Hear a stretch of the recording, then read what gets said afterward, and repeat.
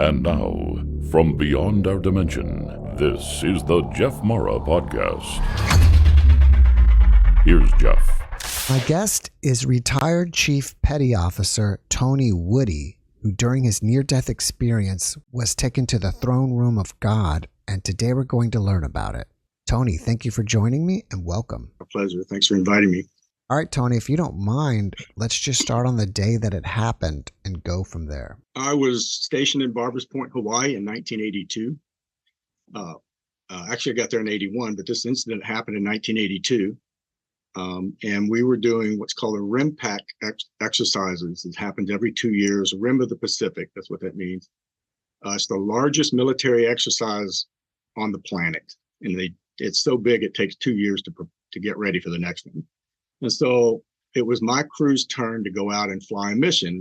I'm in a large 4-engine heavyweight airplane called a P-3 Orion. It's primarily designed for tracking submarines.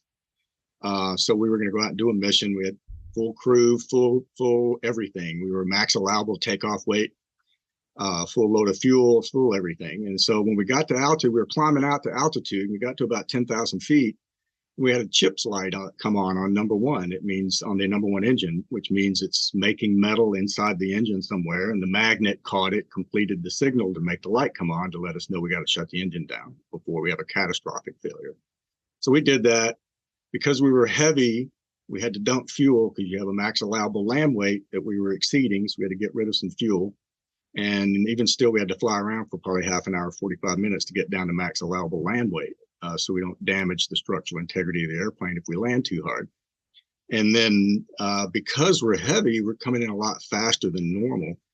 To give you an idea of the difference in the weight of the aircraft, we would normally land with 8,000 pounds of fuel on board when we were done with a mission. This time we had 42,000 pounds. So we're coming in fast and hot. And an engine out. And we expected to swerve to the right. We briefed all of that because you have two engines on one side, on the right side, pulling harder than the left because you only have one engine over there. So you know you're going to swerve that way. So we briefed that and to correct with the rudder and get back on center line. We talk about all that before we make a landing. It's part of the emergency landing brief. And so everything was fine. We're coming in on approach and we're landing on runway 040 left, which is the left runway, parallel runways on 040 heading. So we're landing on 4 left. Nose gear comes down. And I mean, the main mount comes down. Everything seems fine. The nose gear comes down. And within a second or two, we immediately departed the runway. And we're doing 135 knots when this happened. That's a little over 155 miles an hour. So when that happened, when things go wrong at those speeds, it happens fast. And so all of a sudden, because we're having an emergency landing, we've got fire trucks on the side of the runway. There's 6 of them out there. And so as you go by each set, they would pull in behind you and then the next 2 and so on. And but we never got that far. As we were departing the runway, normally you want them out there, but this turned out to be not a good thing that day. And we're headed straight at one of the fire trucks. And I knew I was about to die. There was no question. I had nothing I could do about it. All I could think about was my family. I had a 2.5, 3-year-old son at home. And I was thinking I'd never see my son again.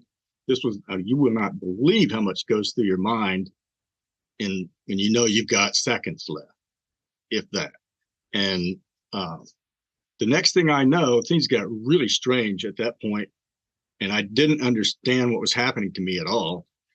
The next thing I know, I'm out of the airplane, looking down at everything from about probably 30, 40 feet up. I can see all the fire trucks, the runways. I can see us leaving the runway. I can see the fire truck that we just missed, everything. And I saw this. I could see the guy on top of the fire truck that operated the water cannon. I could see him screaming at the top of his lungs, terrified, thinking he was wondering. I wish I had talked to him later, but I never thought to go do that to see what he experienced, but it just never crossed my mind. But when that happened, I could see everything. And I don't know, as we were coming up to that fire truck, you got a number 4 propeller spinning on the right side of the outboard engine on the right side. We're moving forward at over 155 miles an hour. The prop's 13 feet in diameter from tip to tip, weighs 2,200 pounds, and spinning at around at 1,020 rounds a minute. And the me outside witnessed the propeller blade, 2 of the 4 propeller blades, gap the front and then the back edge of that corner of that fire truck as the plane went over the truck, as the wing went over the truck, and barely missed it. And then as we got on the asphalt and he's still going into reverse thrust, there was dust and debris and everything went up in the air. And there was this, we're on a part of the asphalt between runways where there's not supposed to be planes or vehicles or anything out there, right? So there's more debris and stuff that collects out there because they don't go clean all that up. They just clean the runways and taxiways off, right? So while we're out there, all this debris and everything blew up, and there was this Pepsi can flew by the window, and I'm seeing everything in slow motion now. All of a sudden, I don't understand what's going on. And I could see this Pepsi can tumbling. I could see the fluid coming out. And then when it atomized because of all the wind that was hitting it, it's just atomized this brown fluid, dirty brown fluid. I think it was just dirty water, it looked like. I suddenly became where all of these droplets of water were too, plus the other 2 perspectives I had from out of the plane and in the flight engineer seat still. And the me in the flight engineer seat, by the way, was still terrified. The me outside that was looking down before I bilocated into many more places was just observing, totally just observing, you know, nothing to be upset about, right? That's how it felt. So where was I? I'm seeing everything in super slow motion. I'm seeing the Pepsi can fly by, and then I start, and then all this dust and debris in the air, and everywhere there's any debris, it's all rolling and wrapping. That's where I am. I'm every one of these things. There's millions of them, right? And I'm totally confused now, and I don't understand anything. I don't know if I'm dead. I don't know if I'm still alive. I don't know anything. I just know I'm confused and scared. Part of me is. The other part's just fascinated. But anyway, we're still going all the way across to the other runway. We haven't stopped yet. And all of this is going on. And then I hear Lieutenant Duffy in the right seat, co-pilot, yelling at the pilot, Lieutenant Lovegren, and he tells Lieutenant Lovegren, get on the brakes, get on the brakes. You better get on the effing brakes. and that's when Lovegren finally hammered on the brakes too. She got reverse thrust, but he hit the brakes also to help us stop. And we literally went all the way over to the other runway and went half on, half off. And there's a slope there where the water runs off and when it rains. So the nose gear and the right main mount are up on the runway. The left main mount's not. We're kind of sitting there at an angle by the time we stopped. When we stopped, the plane kind of lurched to a stop when he was on the brakes, right? And that in that instant, all of these outer experiences did that. And I'm sitting there going, what the hell was that? You know, I'm still on an adrenaline rush, right? And then I looked at Lieutenant Duffy, and he's still looking out the window out straight. And then I watched him slump when he came off his adrenaline rush. And that's about when I came off mine. And I was strong, healthy, physically fit, extremely physically fit, 24-year-old at the time. And I was just flat out wiped out, exhausted. It felt like I just ran 5 marathons back to back without any rest. That's exactly what it felt like. It was just wiped out. And then I looked at Duffy. I'm looking at Duffy, and he looks at me. And, to this day, I still not sure if I actually said something or not. I remember thinking it if I didn't say it, but I'm looking at him wondering if he saw what I saw, if he had the same thing happen. I'm stuck. I don't know what to do, right? And before I could really say anything to him, I think he's looking at me, and then we hear this noise behind. I hear the noise behind me, and this Lieutenant Lovegren still at, he's got his hands on the yoke, and I hear this noise, woo, woo, woo, 3 times, and Duffy looks past me, and I look to my left to see what Lieutenant Lovegren's doing, and he's still on his adrenaline rush. He's white knuckling the yoke in his hands, and he's trying to say something, and he's stressed out. You can see it, and he's going woo, woo, and he finally goes, "What the did I do wrong?" And I'm just like, I couldn't believe it. I'm just shaking my head that we just experienced all of that and made it. Oh, sorry. And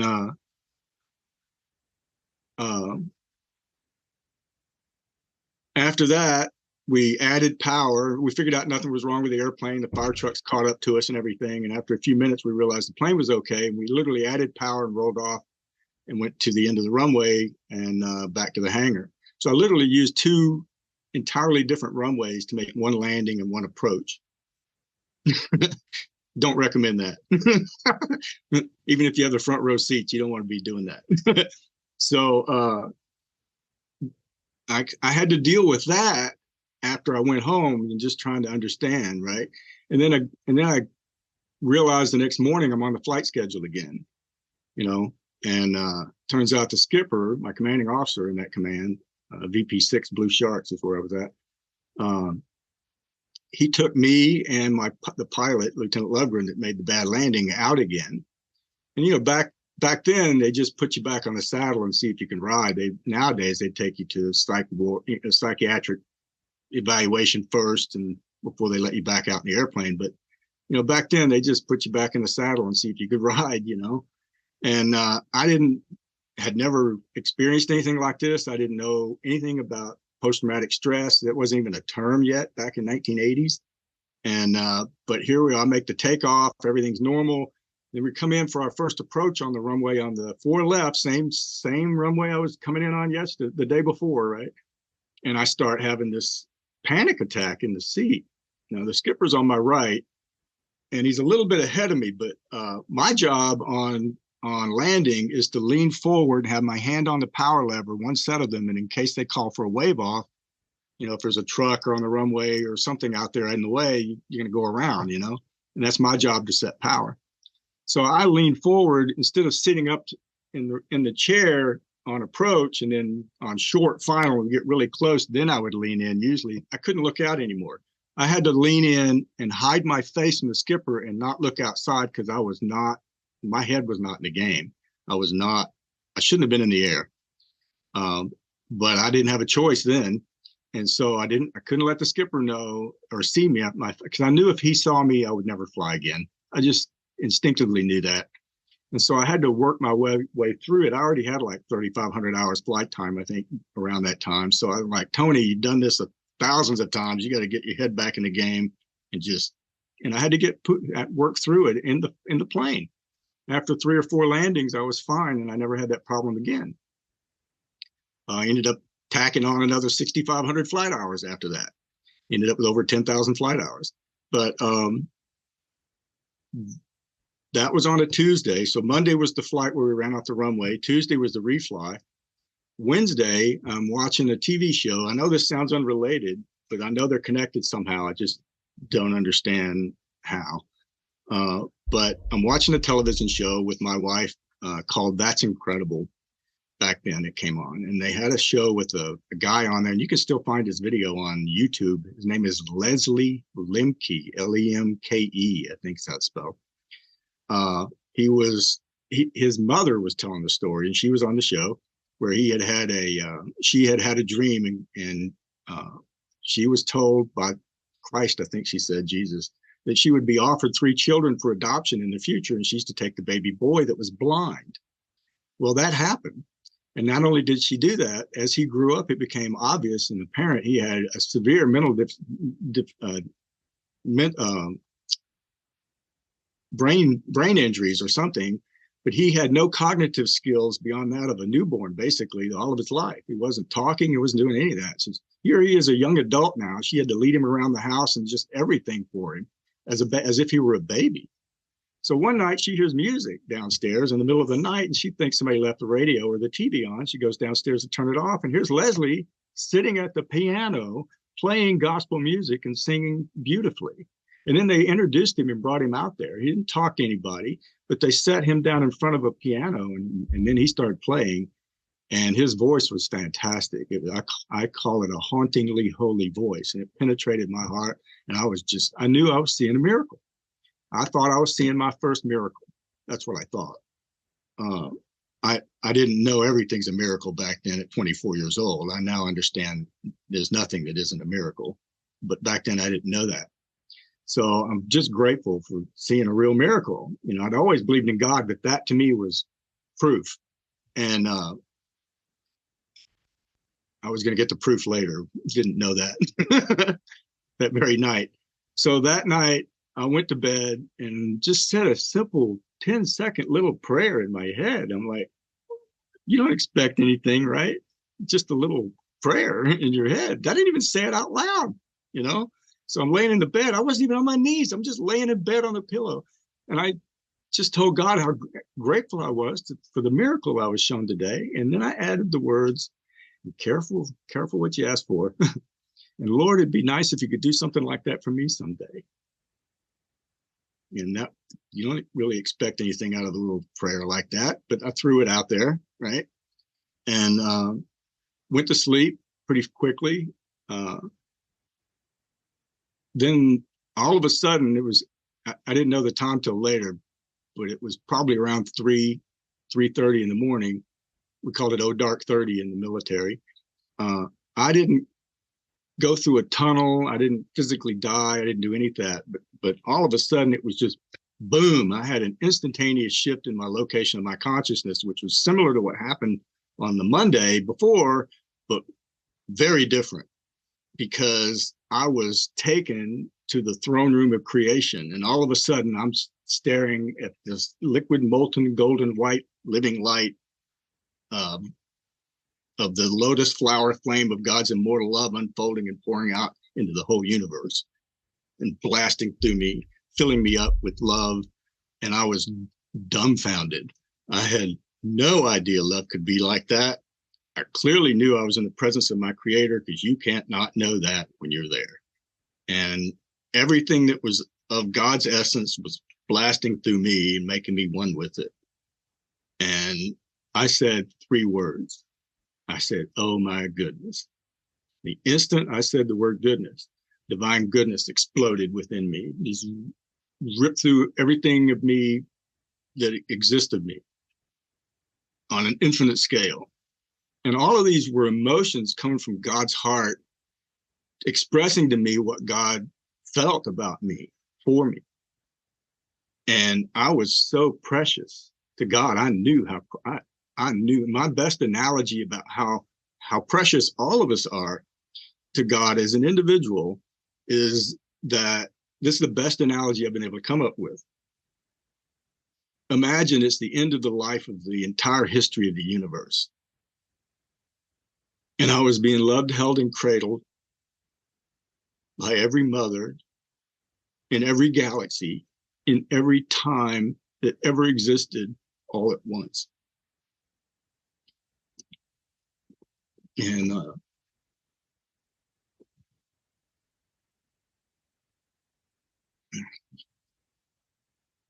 that analogy actually stinks.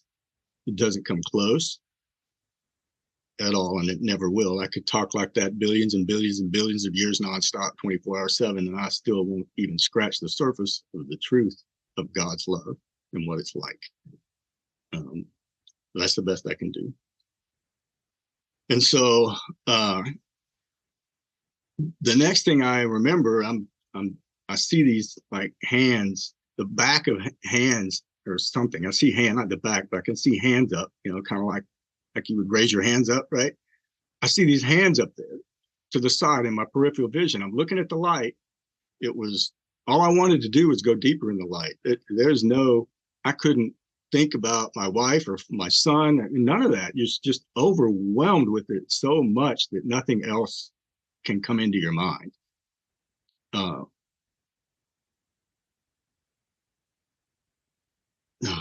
sorry, it affects me still to this day. Wow. The love is fantastic. I just had no idea. And so I saw the hands, and then all I wanted to do was focus on the light. I didn't care about the hands. But then after that, the rest of the room started coming into my peripheral vision. But the wall at the end of the bed is still gone. I mean, there's no wall there. Part of the ceiling of the wall. I've got God in my bedroom. It's like a billion stars in there. And through my peripheral vision, I could see my wife's feet, and I'd tell that she had her back to me the way her feet were positioned. And I remember thinking, how can she sleep through this? You know, it's like a billion stars in here. There's no way she can sleep through this. And then it hit me. This is real. I've got God in my bedroom, and I knew it. And the moment God knew, I knew, and it wasn't, and I knew, because I know God did that because he knows I'm an engineer. And if it hadn't happened that way, I would have probably written it all off as some sort of exotic dream, right? But I couldn't do that because I'm seeing it. I'm sitting up in the bedroom, and it's happening. And then the instant I realized it didn't go away instantly. It took like a couple of seconds, but the outer edges, it went from like a circle closing. It just went. And then when it did that, my heart broke because I've just lost the greatest love I'll ever know, got ripped away from me. And I wasn't told why I wasn't allowed to stay.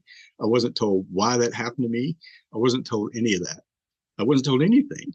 And that was really difficult. So, but when it did that, and what was left was this like residual energy light in the wall. It's still dark, right? And I can see that. And I just sat there crying, hoping it would come back, because that's all that I had left of the light was what was in the wall that I could see. And for like over 2 hours, I just wished it back and cried the whole time. And then when my wife woke up, she looks at me and goes, what's wrong with you? And I told her everything. And, and I think she believed me, but because she's never seen me do that before, that's not the kind of thing a flight engineer does, is wake up in the middle of the night and just cry, And then I told her, and then the next Sunday I went to the church because I needed answers. I'm an engineer. I need to understand what happened to me. And so I went to the pastor. I was a guest pastor that week after the church service was over, and told him everything. I was crying about it because it was very emotional. It took me decades to be able to tell that story without just flat out busting out crying and not being able to finish it. It's so overwhelming. But he didn't do anything. He looked at me, kind of tilted his head and looked at me in an odd fashion, and then turned his back on me and walked off. Didn't say a word. And I'm begging for answers and help. And so I was stunned at first. And then I walked away, and then because I didn't know what else to do. And then I got angry about it. But then the following Sunday, a week later after that, I went to a different church because I'm not going to give up. I needed answers. And so we're at this different church. It was a much bigger church, closer to the base. So there were a lot of military people who went there. But I didn't think about that. I was going there just to get answers. And so we're sitting out in the pews, and there's this period of time where the pastor said, any concerns out there? So I'm getting ready to stand up, there's like 500 people in this big church. And my wife grabs my arm by my wrist, and with literally with both hands. And I'm trying to get up, and she won't let me get up. And I'm like, let go of me. And the whole church saw it and heard it because I basically yelled it out, And then I asked the pastor what I was going to ask him, and I got a pat answer that I knew he didn't know the answer. And then we left the church, and out in the parking lot, a lieutenant commander who was a pilot from another squadron that was next to us, who knew that I was aircrew and knew I was military, came up to me and said, you might not want to talk about that anymore, because if you do, you're probably going to lose your security clearance, and they might kick you out of the Navy, and you're never going to fly again. And that was it. I clammed up. So in 1 week, basically a little over, I had my pastor and my wife and in the Navy in their own different ways telling me I needed to shut up about this. So I did, but that doesn't work either. And I just got angry over the years and just ended up affecting my life very badly.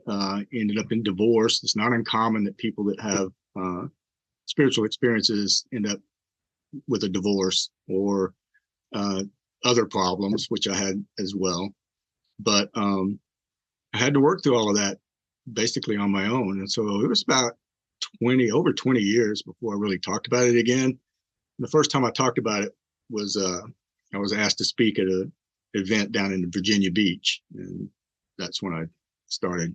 I just made a decision that I was going to go serve God and tell my story. It didn't matter anymore. And so that's what I'm doing. Well, Tony, thank you for sharing your experiences. Has the memory of either the experience on the plane or the experience in your room faded over the years? No, not at all. As a matter of fact, I meditate now, and that's what I meditate on is the light. I can bring that back.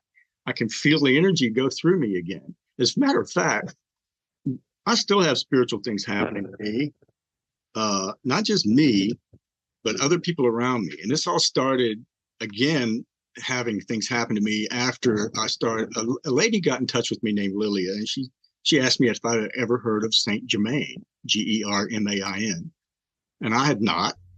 And so she was telling me about how the Saint Germain series of books called the I Am Discourses explain how that energy that I experienced and how life in the universe actually works.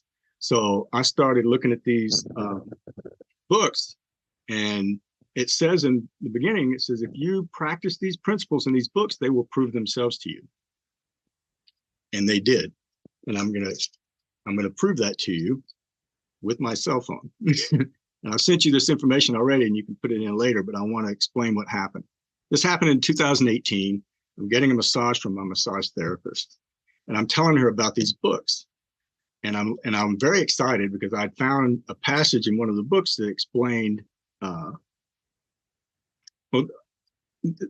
first of all, let me get back to it. So I'm getting a massage from her, and she's working on my right hip and thigh, and I'm laying on my back. And I'm telling her about these books. And I said, I found a line in these books that described the light perfectly. I've been looking for well over 30 years, and this one sentence perfectly described the light. And I told her, I said, it called it the liquid, molten, golden, white, living light. The instant I said the word light, divine peace and light expanded and exploded in my body. And all I could do is drop my head on the table and cry, just like what happened decades ago when the light went through me then. And it went on for many seconds, which is a long time. And then when it stopped, I wiped my eyes off and I looked up at Rosalind, and she hadn't moved. Now she's 7 months pregnant, by the way, gonna have a baby boy. Forgot to tell you that. So I look up at her, and her eyes are wide open. Her face is wet too, and she had been crying. And I said, "Did you feel that?"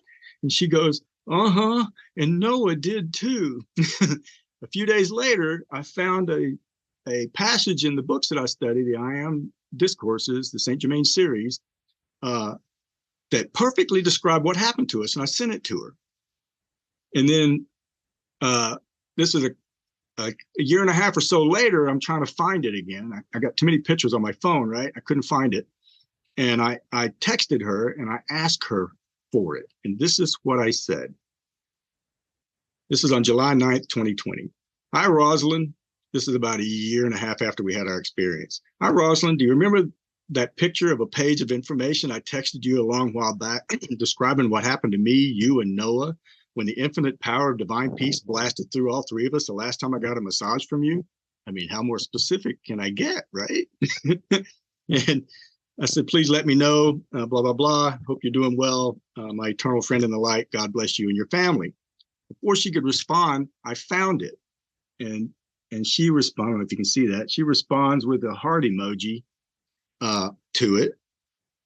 And then she says, I love this. Two more sentences. It says, I love this with a heart emoji. And then another message that says, and it's so relevant for me now. Then I send back and say, me too. It's a deep comfort knowing we are we are watched over, and in the end, everything and everyone will be raised into that state of perfect peace we each had blast through us 3 years ago. That moment we experienced is seared into my consciousness forever now. I'm pretty sure it did that to you too. God bless you and your family, Rosalind. She puts a heart emoji by that post, and then comes back and says, God bless to you and your family as well, Tony. I'm grateful to know you. Gives the prayer emoji and another heart emoji. She's not saying, you know, are you crazy? Is something wrong with you? And this is what I sent her. Let me read this to you. It's talking about the ascended masters that Saint Germain is, and there are many other ascended masters. Jesus is one of them. They're working together to help bring mankind up out of this place of chaos that we've all created together. Anyway, they say this, and this is what happened to us. When we come to charge you with more of the power and victory of the sacred fire. Therefore, you will be enfolded in more of that sacred fire from our octave, the frequency of existence, right? At the same time, your own mighty I am presence will expand more of its sacred fire through you to bring you permanent illumination, inner and outer. When I say inner and outer, I mean not only your mental and feeling world, but your actual flesh structure of your bodies and the atmosphere about you. These things have to be accomplished gradually because in your present vibratory action of the outer world, you could not stand the sudden charge of all the power of the sacred fire that is around our ascended master bodies. We were visited by an ascended master. That was divine peace that we experienced. Jesus is the Prince of Peace. That's who it was. Have you noticed after your experiences that you have any change in cognitive abilities that could be considered psychic? I have I get these deja vus, and I know something changed. I won't know what it is, but I know something's changed spiritually. I don't exactly understand what they are, but they're powerful. And as a matter of fact, one of them happened that was so powerful one day a couple of years back that I called my friend Lilia and I said, did you feel that? And she goes, yes. Myself and several of our group here were just praying for you and for your, I can't remember what all she was talking about, but it was something that to be accomplished in the future for me to help me. And whatever it was, I think what those deja vu moments are kind of like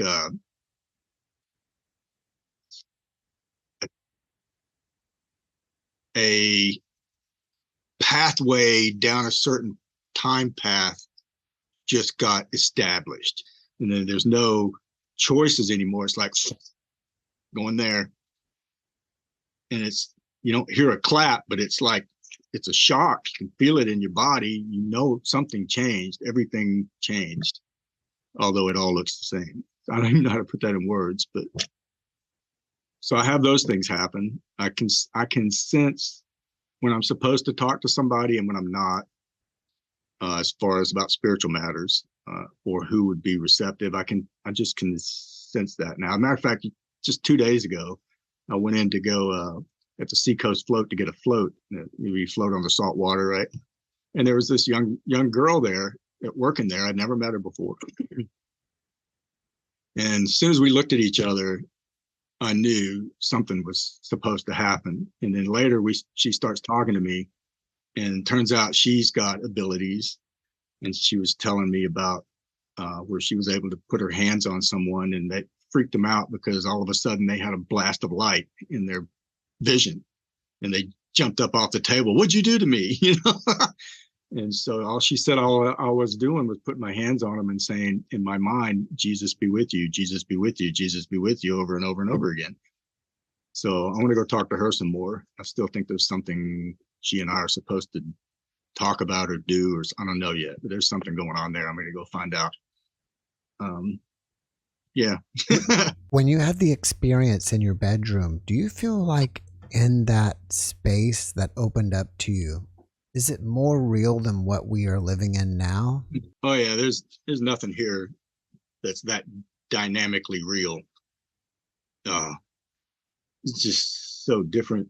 It's just the environment itself, just the way. I wish there are no words. It just aren't. It never will be. It's something that has to be experienced. But we have free will, and we have to call in that light to ask and you shall receive, right? You don't ask, you don't receive anything. You keep getting the same old chaos we create. So what I've learned through these books, hang on, let me say something.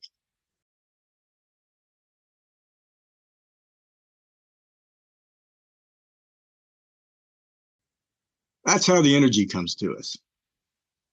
And it comes through our head into our heart, and then we manifest our creations and co-create with God.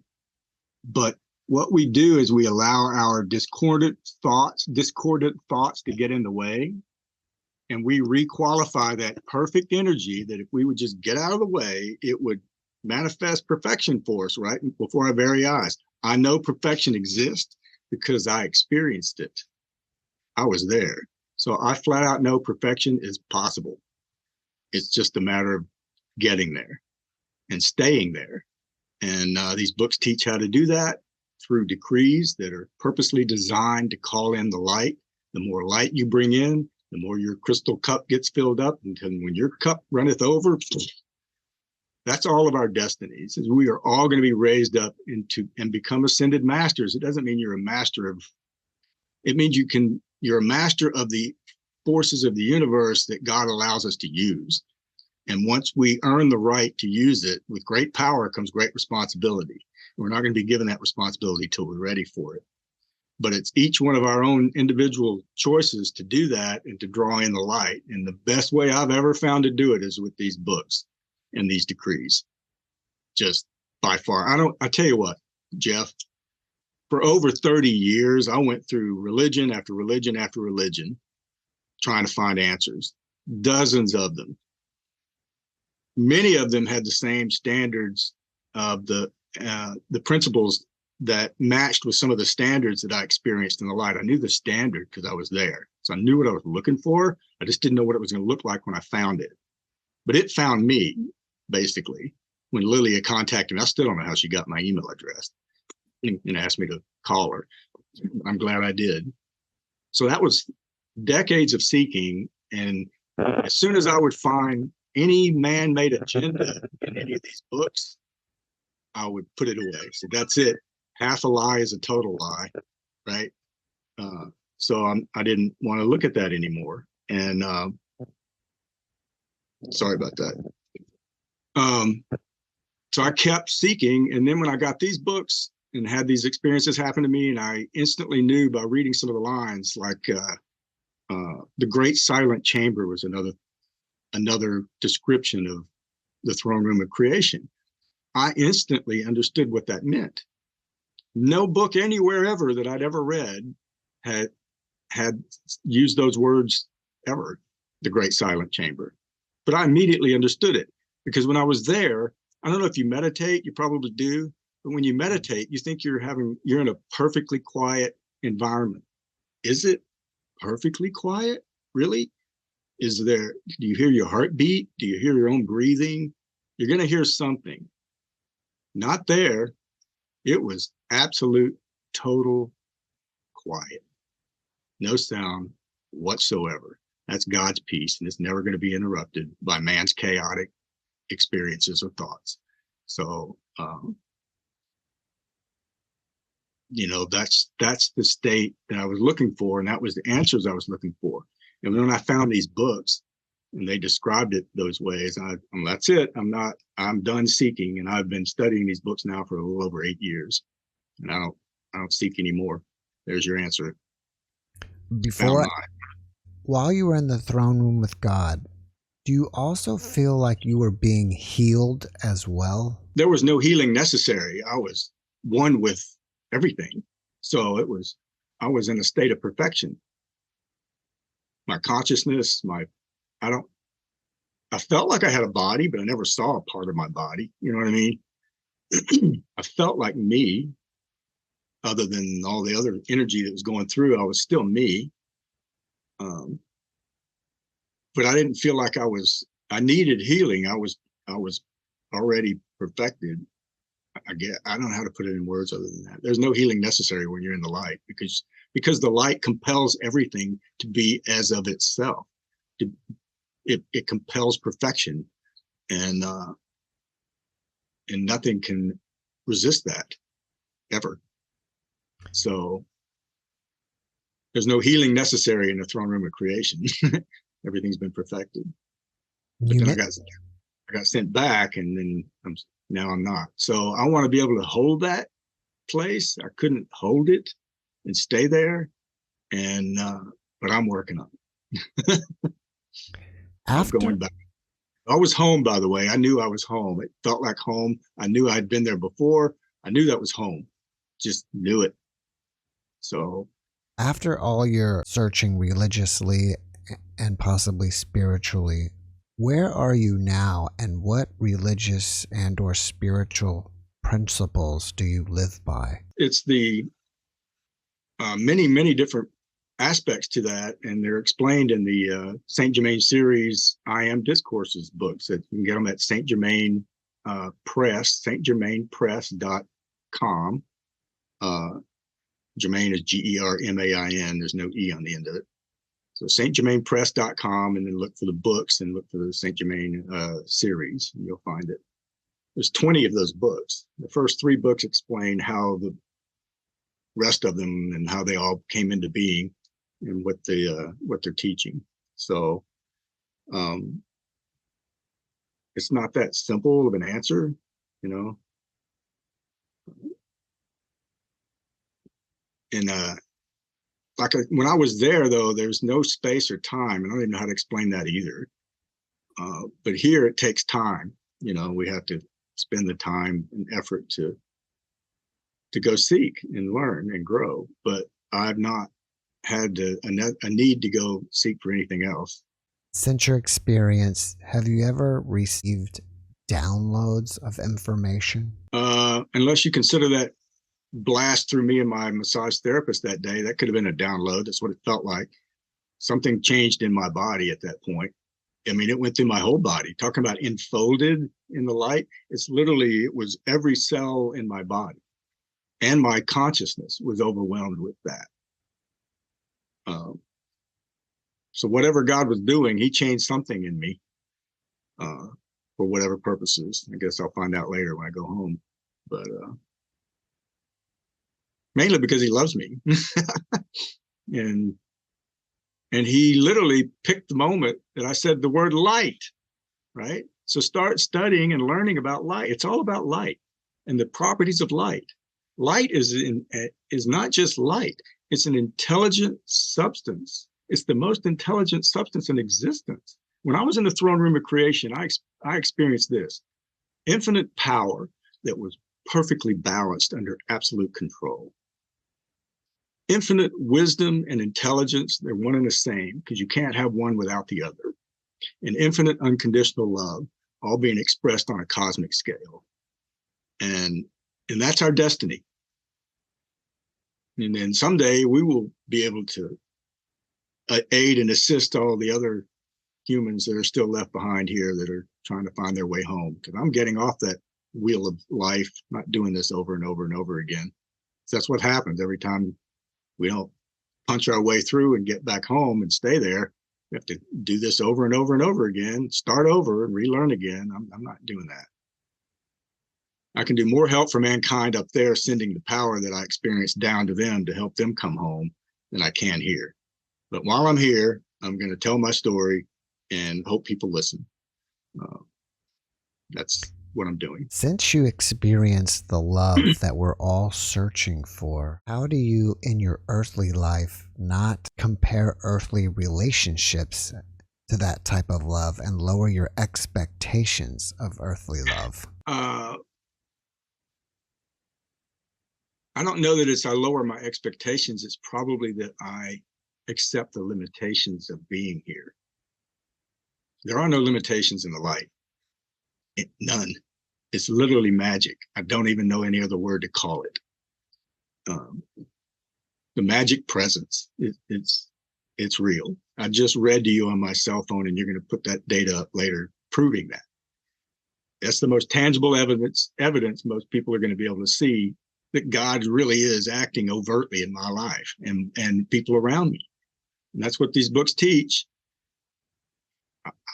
I'm just, my sole goal is to get back home and stay there, and then get to go do whatever they're doing, as ascended masters. And many of them are doing things like creating entire systems of worlds, and then there's life comes out of that, and then being their director of their life streams and bringing them to a place of love too. It's just, it never ends. It's just expansion and light just always expanding. And yeah.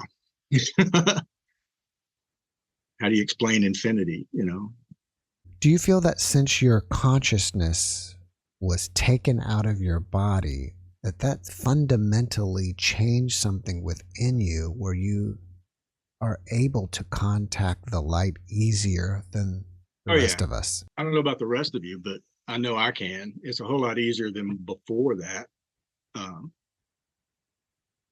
Because I know the path. I mean, I know what I'm looking for.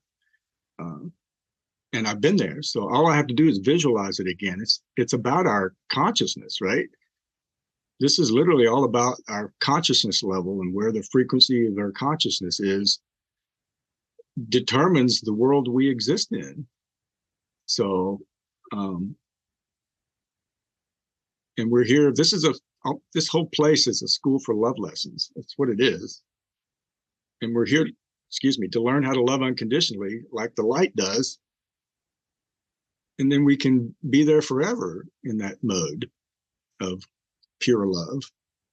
So I don't know how else to put it in words. It's more than just the consciousness. It's the heart. It's the heart first.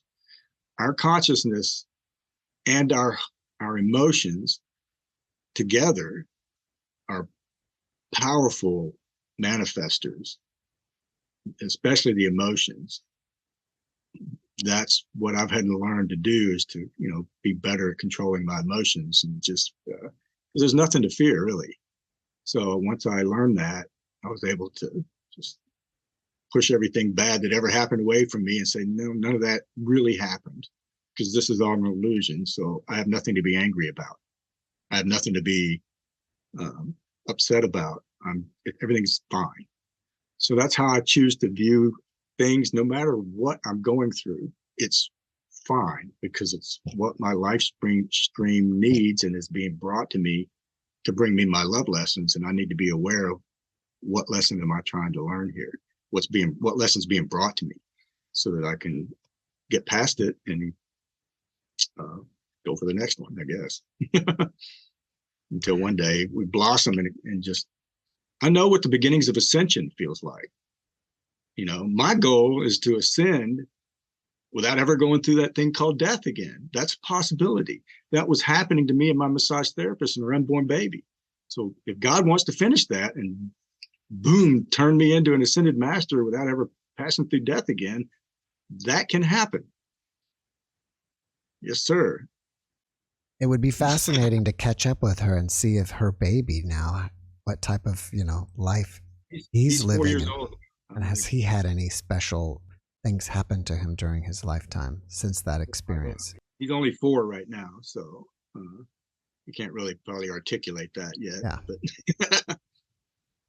But I'm glad that I was able to, that those text messages I read to you, I'm glad that all happened, because now Rosalind, and I emailed it all to her too. I said, save this for Noah when he's old enough to understand, and let him see what happened. So that's a legacy that, that's perfect. How cool is that for him? I wish I'd had something like that when I was a kid growing up. Yeah. Tony, after watching this podcast, people may want to reach out to you and ask you questions. Are you up for that? I have a Facebook page. Yeah, they can. Tony Woody, that's the Facebook page. Do you have anything that you're working on that you want us to know about? Not working on, but something I was a part of. We can get it out of my bag. A few years ago, back in 2019, I was asked to write my story up in writing. It's actually just 300-word summary at first. Excuse me. That was they didn't want, a bunch of people were submitting stories, right? Thousands. So they wanted to keep it short for the summary. And so mine was one of the 18 stories that got selected for this article. I don't know if you can read it. This is healthcare after a near-death experience. Is that coming through, or that Yes. backwards? No, it's Okay. fine. And that's a magazine that the Johns Hopkins University uses to do quarterly narrative inquiry and bioethics for the frontline providers, and they give feedback. And then and what they did in 2000, this was March of 2000 when this came out. So the feedback that they're getting is going to be utilized to create a medical school curriculum and clinical protocols for near-death experience patients. There's 18 people's stories in here, and mine's one of them. And you can download this for free. Just Google those words, healthcare after a near-death experience. And I'll send you the link too, if you want to put that up with everything, you can do that too. I'll email that to you. So that's one of the things that's come out of this that I'm happy to see happen, and help people. So there's a lot of frontline providers don't understand. It's just about education. Many of them don't even know what a near-death experience is or means, much less the fact that there's extremely profound after effects when you have one. And if they're not handled properly by frontline providers, it can cause a moral injury on top of everything else, which is exactly what I went through. And so I'm happy that we can get this out there, and so start educating the world about how to treat people after they've had a potentially near-death experience, so they don't make it worse. It'd be interesting to see what protocols they came up with. They're not done yet. I think they're still taking the feedback, so these things take time. That's about 2.5 years ago when they put that out there, right? A little over, March, yeah, a little over that. So I would think it's going to be, 2 or 3 more years before that happens, but it's a long process, but it's happening. Well, before we finish up, can you leave us with one last positive message? Go be love. Never stop being love. You can't go wrong that way. You just can't.